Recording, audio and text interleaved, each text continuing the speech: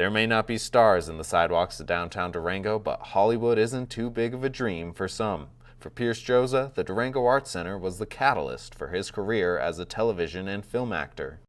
So Durango Arts Center was really also one of the first things that made me really want to be an actor. Really made me want to be creative, make people feel things, create things, some new stuff, make people feel new ideas, think new ideas, leave with a different perspective that they maybe didn't have coming in. You're watching the Local News Network, brought to you by Express Employment and the Payroll Department. I joined Durango Arts Center when I was 4. So right after I'd moved here, my mom took me here and showed me a production of Frog and Toad, actually. And I was sitting in the audience, I was like, wow, this is so great. Why am I not up there? I want to do that. I don't want to be in the audience. I want to be performing and pretending I'm a snail. And I was at the Durango Arts Center until I was 11, maybe 10.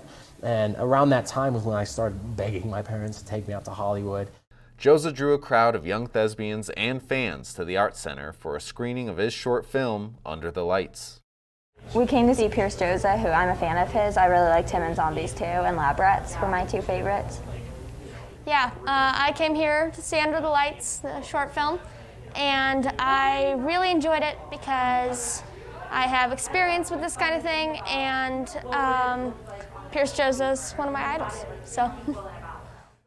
At 19 years old, Joza's career has spanned 7 years. He's worked on projects for Fox, TBS, and Disney. In the midst of his rising success, he was proud to return to the stage of his formative years as a performer.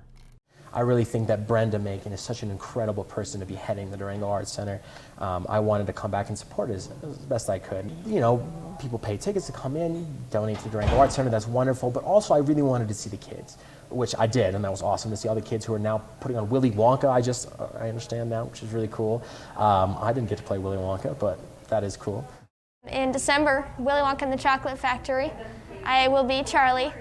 Animus High School will be opening with a performance that takes place in a small diner.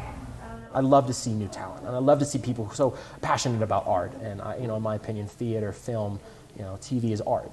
It's a medium that is so important. But without the Durango Arts Center, without the community in Durango, there would be no what I am now. I would not be anywhere, without the support of all the people that I went to school with, from elementary to middle school at Mountain Middle School. All my teachers so supportive, all my friends wanting me to be successful, pushing me forward, and always there for me to bounce ideas off of when I was a crazy kid.